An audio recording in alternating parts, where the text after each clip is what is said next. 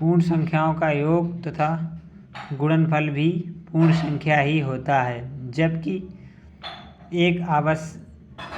यह आवश्यक नहीं है कि उनका अंतर तथा भागफल भी सदैव पूर्ण संख्या हो। तो ये ध्यान देने वाली चीज़ है। इस पूर्ण संख्या का जो परिभाषा है वो यही है, इसको याद करना पड़ेगा। अब इस पे आधारभूत संक्रियाएं हैं। संख्याओं पर 4 आधारभूत संक्रियाएं लागू होती हैं। ये संक्रियाएं जोड़, घटाव, गुणा तथा भाग हैं। ठीक है, जिस तरीके से उदाहरण लेते हैं, उदाहरण पढ़ेंगे। मोहन के पास एक किताब की अलमारी है जिसमें 132 किताबें हैं। उनमें 27 किताबें सोहन को दे दी। अब अलमारी में कितनी किताबें शेष बचीं? तो कुल किताबें 132, सोहन को दी किताबें 27, अलमारी में शेष बची किताबें 105। ठीक। इसके बाद पूर्ण संख्याओं पर आधारित मूलभूत नियम। पूर्णभूत संख्याओं पर क्या नियम लागू होते हैं? ठीक है, देख लो। पूर्ण संख्याएं जोड़ तथा गुणनफल की संक्रियाओं का पालन करती हैं। पूर्ण संख्याएं होती हैं वो गुणन की संक्रिया का पालन करती है, जोड़ तथा गुणन की संक्रिया का पालन करती है, परंतु घटाव और भाग के नियमों का पालन नहीं करती है। ये संख्याएं निम्नलिखित 4 नियमों को पूर्णतया पालन करती हैं। ये जो पूर्ण संख्याएं होती हैं वो 4 नियमों को पूर्णतया पालन करती हैं। कौन सा? संबरक नियम, इसके बाद क्रम विनिमय नियम, सहचर नियम, जोड़ का सहचर नियम और बंटन वितरण नियम। तो ये नियम ये फॉलो करती हैं। यदि इस नियम के अनुसार यदि a और b 2 पूर्ण संख्याएं हैं तब इनका योग और गुणनफल भी एक पूर्ण संख्या होगी। कब? जब a प्लस b पूर्ण संख्या। योग का संबरक नियम और a इंटू b पूर्ण संख्या, गुणा का संबरक नियम। 4 नियम हमने ऊपर बताए थे आपको, जोड़, गुणा, घटाना, भाग। संबरक नियम जो होता है ये 2 नियम है। ठीक है, इसके बाद देखते हैं जोड़ का संबरक नियम क्या है? 4 + 3 = 7, 16 + 7 = 23। अब गुणा का संबरक नियम क्या है? 5 × 3 = 15,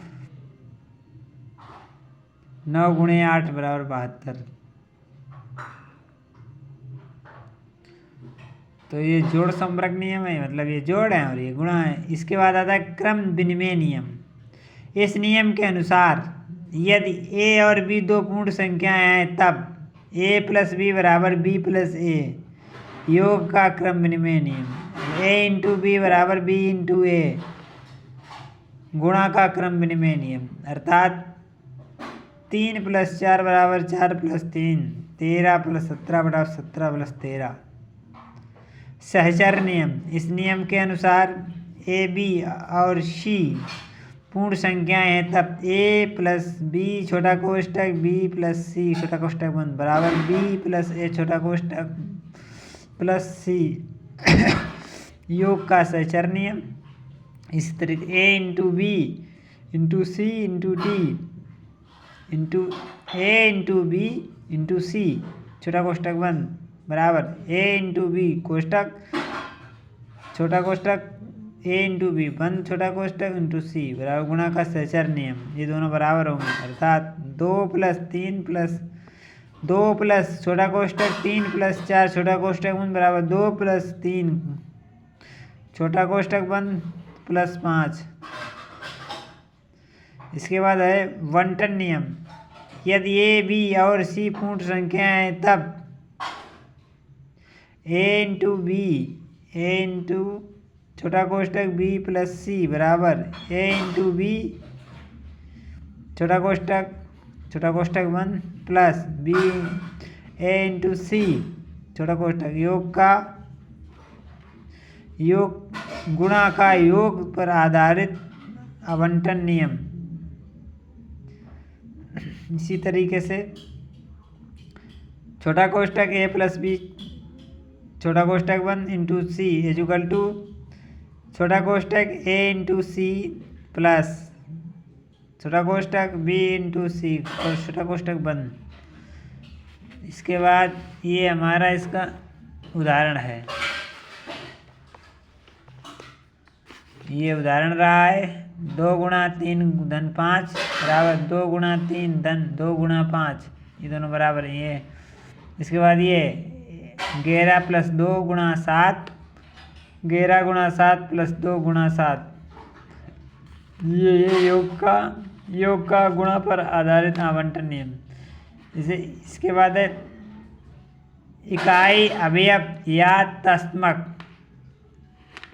यह है अवयव जिसे वह अवयव जिसे किसी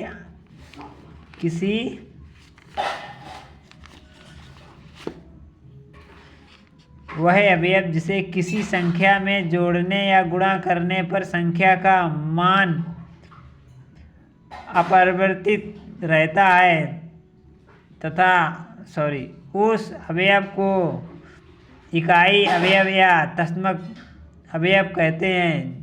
जोड़ की संक्रिया के लिए तस्मक 0, गुणा की संक्रिया के लिए तस्मक 1। शून्य के गुण किसी संख्या को शून्य से गुणा करने पर गुणनफल शून्य होता है। अब किसी संख्या से शून्य को भाग देने पर भागफल शून्य होता है, जबकि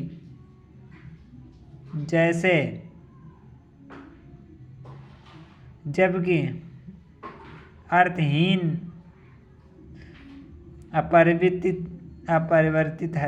अपरिभाषित है। शून्य के अतिरिक्त किसी संख्या की घात शून्य होने पर परिणाम नियम मिलता है, जैसे 1 मिलता है। 1 के गुण 0 के गुण है। अब 1 के गुण क्या? एक ऐसी संख्या है जिसे किसी संख्या को गुणा करने पर उस संख्या का मान अपरिवर्तित रहता है। ठीक है। इसके बाद है विभाज्य। इसके बाद नियम है विभाज्य। अब हम विभाज्य देखेंगे। जब किसी संख्या में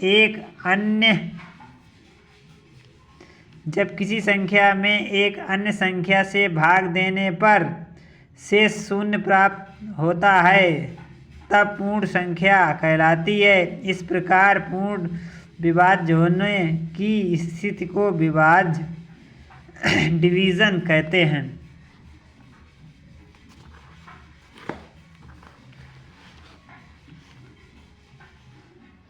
ठीक है ना।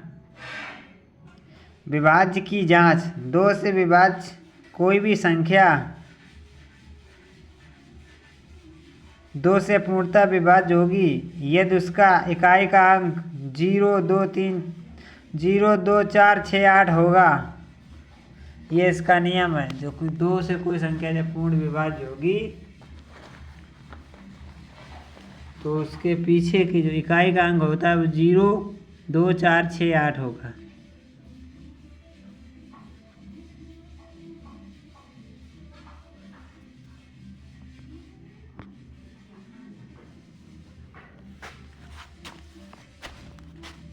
इसके बाद 3 से विभाज्य कोई भी संख्या 3 से पूर्णतः विभाज्य होगी यदि उस संख्या के अंकों का योग 3 से पूर्णतः विभाज्य हो।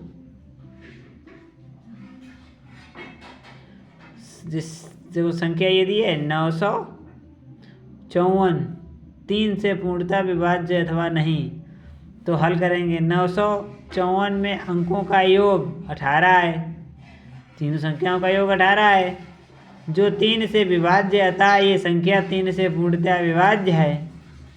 समझ में आया। 4 से विभाज्य जब किसी संख्या के अंतिम 2 अंकों से बनी संख्या 4 से विभाज्य हो अथवा किसी संख्या के अंतिम 2 अंक 0 हो तो वह संख्या 4 से पूर्णतः विभाज्य है।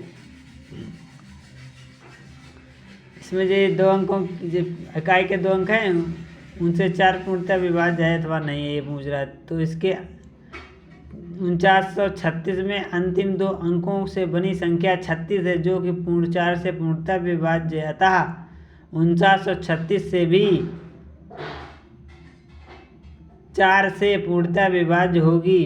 5 से विभाज्य कोई भी संख्या 5 से पूर्णतः विभाज्य होगी यदि उस संख्या का अंतिम अंक 0 अथवा 5 हो। उदाहरण, इस संख्या में 5 से पूर्णतः विभाज्य अथवा नहीं है, तो इसका अंतिम का अंक 5 है तो यह 5 से पूर्णतः विभाज्य है। 6 से विभाज्य कोई भी संख्या 6 से विभाज्य होगी यदि वह संख्या 2 तथा 3 दोनों से पूर्णतया विभाज्य हो। उदाहरण के लिए 744 गुणा 744 6 से पूर्णतः विभाज्य अथवा नहीं है। क्या कहते हैं? संख्या 744 संख्या 2 तथा 3 से पूर्णतः विभाज्य होती है, अतः ये संख्या 6 से पूर्णतः विभाज्य है।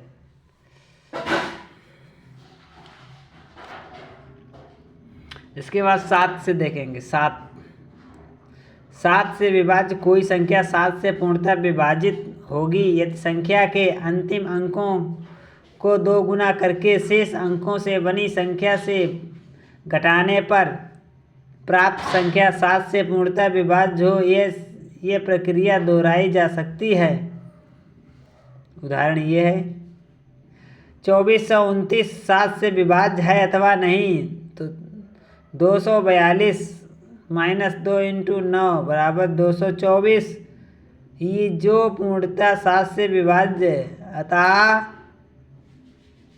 यह 7 से संख्या विभाज्य है। तथा साथ ही जब किसी संख्या का 6 बार या 12 बार 18 बार 6 के गुणज में पुनरावृत्ति हुई हो तो वह संख्या 7 से पूर्णतः विभाज्य होगी। उदाहरण 6 से 7 पूर्णतः विभाज्य अथवा नहीं है। संख्या में 6 में 6 बार पुनरावृत्ति हुई है, अतः यह संख्या 7 से पूर्णतः विभाज्य है।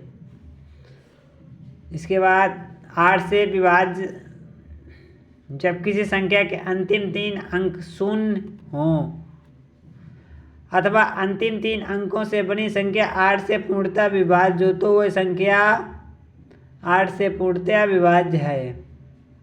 उदाहरण लेंगे संख्या 14872 8 से पूर्णतः विभाज्य या नहीं है। क्या संख्या 14872 के अंतिम 3 अंकों से बनी संख्या 872 है जो 8 से पूर्णतः विभाज्य है, अतः ये संख्या 8 से पूर्णतः विभाज्य होगी। इसके बाद है 9 से विभाज्य कोई भी संख्या 9 से पूर्णतः विभाज्य होगी यदि उस संख्या के अंतिम अंकों का योग 9 से विभाज्य हो। समझ में आया?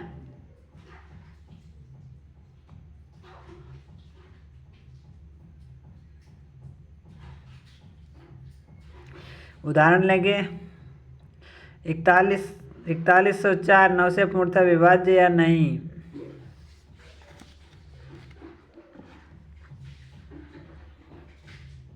ये पूजा विभाज्य है कि नहीं, तो ये संख्या 4104 अंकों 4 + 1 + 0 + 9 = 9, 0 + 4 = 9 जो 9 पूर्णतः विभाज्य था।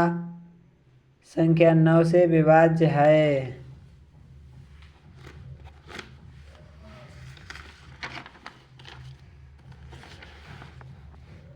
इसके बाद देखेंगे 10 से विभाज्य कोई भी संख्या 10 से पूर्णतः विभाज्य होगी जब उस संख्या का अंतिम अंक 0 हो। उदाहरण 26540 10 से पूर्णतः विभाज्य अथवा नहीं। संख्या 10 के अंतिम अंक 0 है तथा यह संख्या 10 से विभाज्य